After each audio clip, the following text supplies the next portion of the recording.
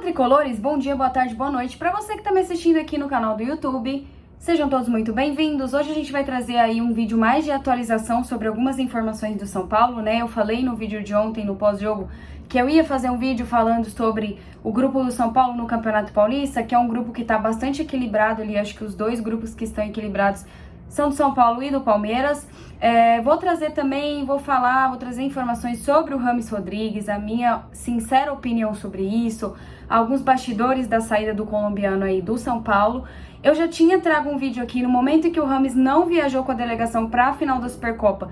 Eu já tinha trago um vídeo aqui dando a minha opinião, falando que eu achava que era o fim do ciclo do Rames no São Paulo. Até falei no vídeo, olha gente, eu acho que ele vai rescindir com o São Paulo, no mais tardar na próxima semana, enfim. E foi isso que aconteceu, o Rames pediu para sair e a gente vai falar com calma sobre isso. Eu vou deixar o assunto Rames Rodrigues pro final do vídeo, tá? Vou deixar lá pro final, que aí a gente se estende um pouquinho, porque não tem muita coisa para falar também sobre os grupos, né, do Paulistão, então eu vou deixar o caso do Rames mais lá pro final, tá bom? Então vamos lá. Vamos começar aqui falando sobre o grupo do São Paulo. Peguei aqui algumas informações, tá? O São Paulo tá no grupo D do Campeonato Paulista, aonde tem São Bernardo, Novo Horizontino e Botafogo, né? O Botafogo de Ribeirão. O São Paulo, lembrando, tá com um jogo a menos. Até, gente, eu peço desculpa pra vocês, porque no vídeo passado eu falei que o São Paulo tava jogando a quinta rodada do Campeonato Paulista, mas não é a quinta rodada do Campeonato Paulista, é a sexta, é que a quinta o São Paulo não jogou. Então eu acabei me confundindo, tá? Eu peço desculpa pra vocês por isso. Mas enfim, o São Paulo tá com um jogo a menos devido à Supercopa. Então o São Paulo tá na primeira colocação com 13 pontos. O São Bernardo vem logo atrás com 11 pontos. O Novo Horizontino vem depois do São Bernardo com 9 pontos. E o Botafogo tá com 8 pontos. Então olha só, o grupo tá bem equilibrado, tá bem bagunçado. Eu acho que de todos aqui, é o grupo mais equilibrado. O grupo do Palmeiras também tá equilibrado, né? O Palmeiras tá liderando com 10 pontos. Lembrando que o Palmeiras joga hoje contra o Ituano. Ponte Preta tá com 9, Água Santa 7 e Guarani 4. Então tá bem acirrado ali o do Palmeiras também. O que mais tá destoando aqui é o do Santos mesmo, que tá disparado na frente. O Santos tá com 15 pontos e o Ituano tá com 4. Então praticamente o Santos já tá classificado para a próxima fase do Paulistão. No grupo do São Paulo, o São Paulo fez o jogo ontem contra o Água Santa. O São Bernardo jogou ontem, ganhou da Portuguesa, tá? Então essa pontuação não vai mudar. O Novo Horizontino perdeu ontem pro Red Bull Bragantino, tá? Então a pontuação fica assim mesmo. Vamos dar uma olhada no Botafogo. O Botafogo perdeu para Ponte Preta ontem de 3-0. Então, realmente, a classificação final é essa. São Paulo com 13 pontos, São Bernardo com 11 pontos, Novo Horizontino com 9 e Botafogo com 8. Então, vocês veem, gente, do quarto colocado pro primeiro, né, do Botafogo pro São Paulo, o Botafogo tá com 8, São Paulo tá com 13. 5 pontos de diferença do São Paulo pro Botafogo. Então, são só 5 pontinhos de diferença. Suponhamos que na próxima rodada do campeonato, que o São Paulo vai jogar contra a Ponte Preta, o São Paulo perca, suponhamos, tá? E o Botafogo ganhe, por exemplo. O Botafogo vai de 8 para 11. Então já fica aí a 2 pontos do São Paulo. Então esse grupo aqui tá muito equilibrado. Sinceramente, não dá para saber o que vai acontecer. Lembrando mais uma vez que o São Paulo tá com um jogo a menos. O São Paulo vai repor esse jogo, né? Vai jogar essa partida, mas por enquanto essa é a classificação de momento. É um grupo muito complicado, é um grupo muito difícil. São Bernardo e Novo Horizontino são dois times que estão muito organizados, né? São dois times que estão dando trabalho desde o ano passado no Campeonato Paulista. Então, obviamente, vai ser um grupo muito difícil. O São Paulo realmente precisa pontuar da forma como está pontuando para conseguir se classificar para a próxima fase. Lembrando que no Campeonato Paulista você se classifica e joga contra o segundo colocado. Então aqui o São Paulo tem condições de jogar com todos os outros, porque tá muito embolado, né? O próximo jogo do São Paulo é contra a Ponte Preta. O próximo jogo do São Bernardo é contra o Bragantino. Oremos para que o Bragantino ganhe, né? O próximo jogo do Novo Horizontino é contra o Guarani. E do Botafogo de Ribeirão é a Inter de Limeira. Então, assim, vamos vamos acompanhar aí esse final de semana, essas rodadas do Campeonato Paulista.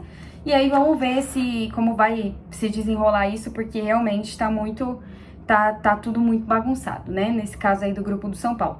Agora, Agora sim, agora a gente vai falar sobre o Rames Rodrigues, gente.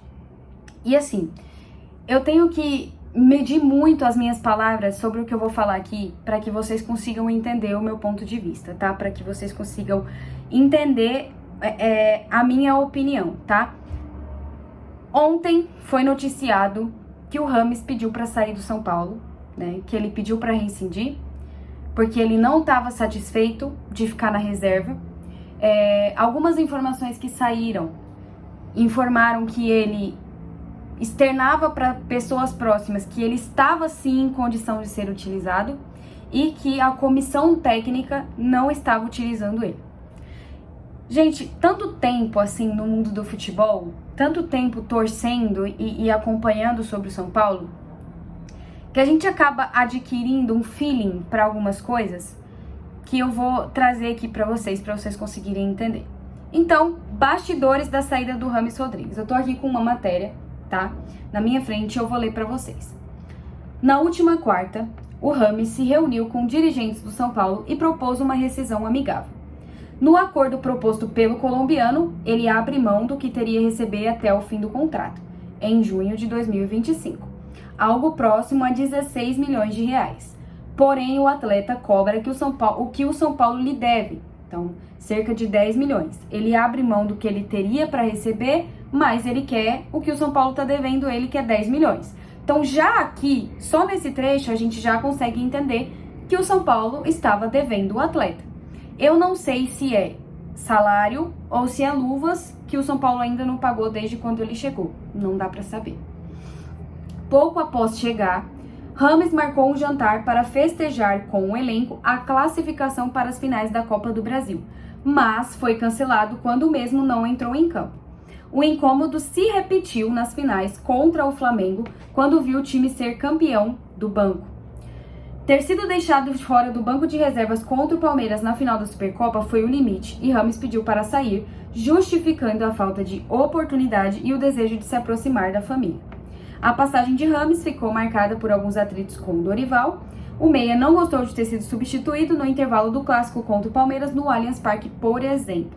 Isso aqui é uma matéria do GE, do Felipe Gomes Ruiz. Inclusive, foi ele que lançou primeiro que o Rames pediu a rescisão amigável, né? Então, vamos lá. Dadas as informações, agora com calma, eu vou falar a minha opinião sobre toda essa situação do Rames Rodrigues. Como eu falei no outro vídeo, ele veio com status de estrela. E o que eu, Johanna, mera mortal, acredito que tenha acontecido? O plano número 1 da diretoria era o Rames. Era trazer o Rames, que é um nome, uma estrela do futebol, trazer ele pro jogo contra o Corinthians na Copa do Brasil. Só que veio o Lucas.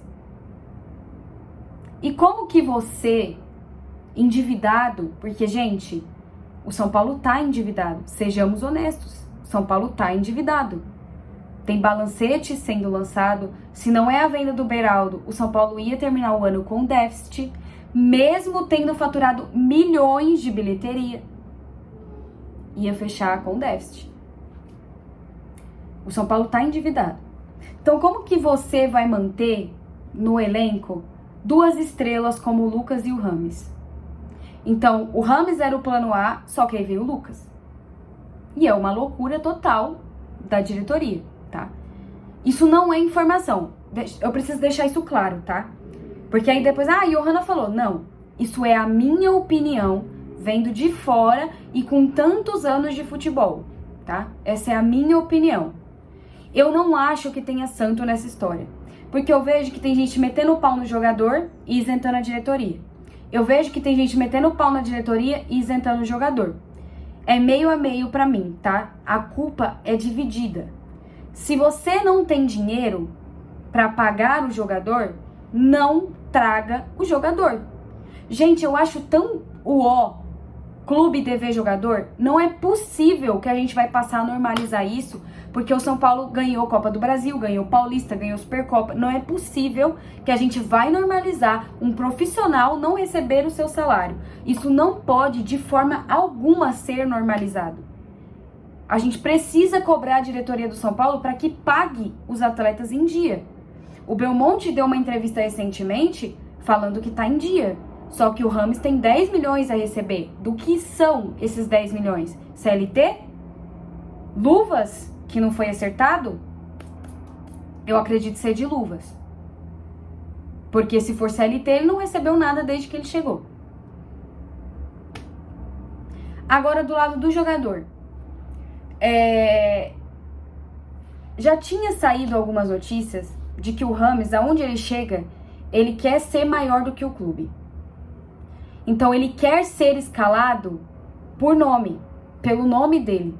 Só por ele ser o Rames Rodrigues. E não é assim que funciona, gente. Não é assim que a banda toca. Aqui no São Paulo, o time tá muito ajustadinho. O time tá muito fechadinho. Foi assim com o Dorival e tá sendo assim com o Carpini. E é até estranho, porque o Carpini tá dando chances, tá colocando o time em reserva. E não ter relacionado o Rames, isso me mostra, gente, que ele não fazia parte dos planos da diretoria do São Paulo. Já não fazia mais parte. E é toda essa questão, eu marquei um jantar, mas só porque eu não joguei, ninguém mais vai jantar. Então, o Rames me parece que ele não é um jogador de grupo. Ele não é um jogador de grupo. Ele não comemorou as classificações do São Paulo, a vitória do São Paulo na final da Copa do Brasil.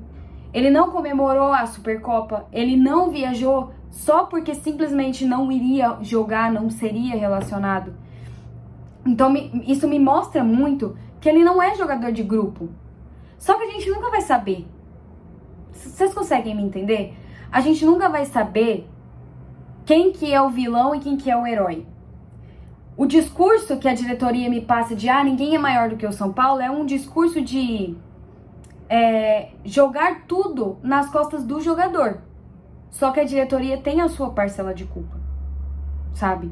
A diretoria do São Paulo, ela tem algo assim que é o populismo.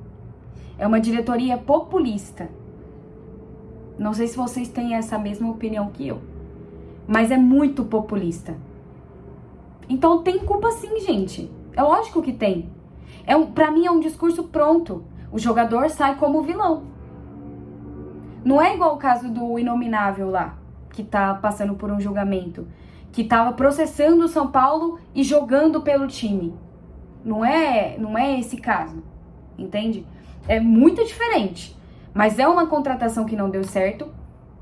E pra mim, se o jogador fala, eu tô em condições de jogar, e a comissão técnica fala, ele não tá em condições, alguma coisa tá errado. Bom, já que você tá em condições de jogar, então vai. Então joga, vamos ver se você tá em condições. Mas nem chance ele teve. Isso pra mim soa um pouco estranho, né? Na minha opinião, assim. Vocês podem ter a de vocês.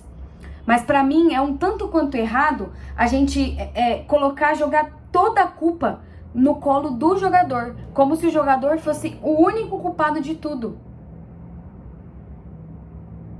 E não é. Ele não é um jogador de grupo. Já saiu notícias de que ele gosta de ser escalado só pelo nome dele. Já saiu notícias desse tipo. Mas será que é só isso? Será que a gente tem que colocar 100% da nossa mão no fogo por essa diretoria? Eu não acho que tenha que colocar. Eu acho que a diretoria fez um alto investimento no Rames, só que aí veio o Lucas. E a partir do momento que veio o Lucas, o Rames já não fazia mais parte dos planos da diretoria.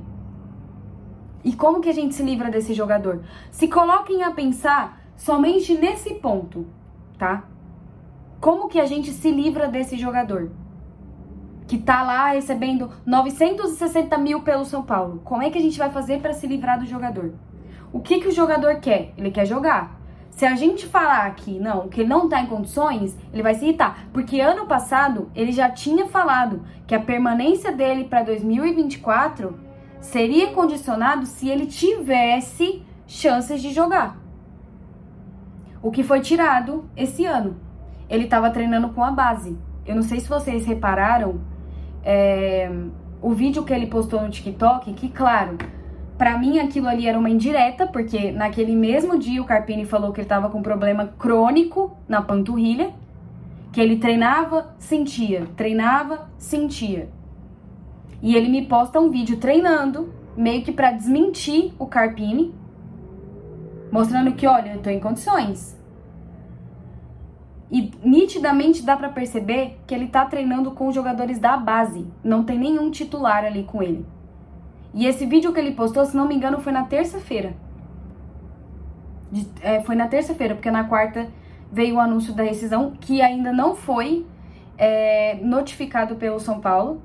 Acho que estão esperando a equipe jurídica dele chegar no Brasil para poder assinar tudo e comunicar, né, que tá rescindido o contrato.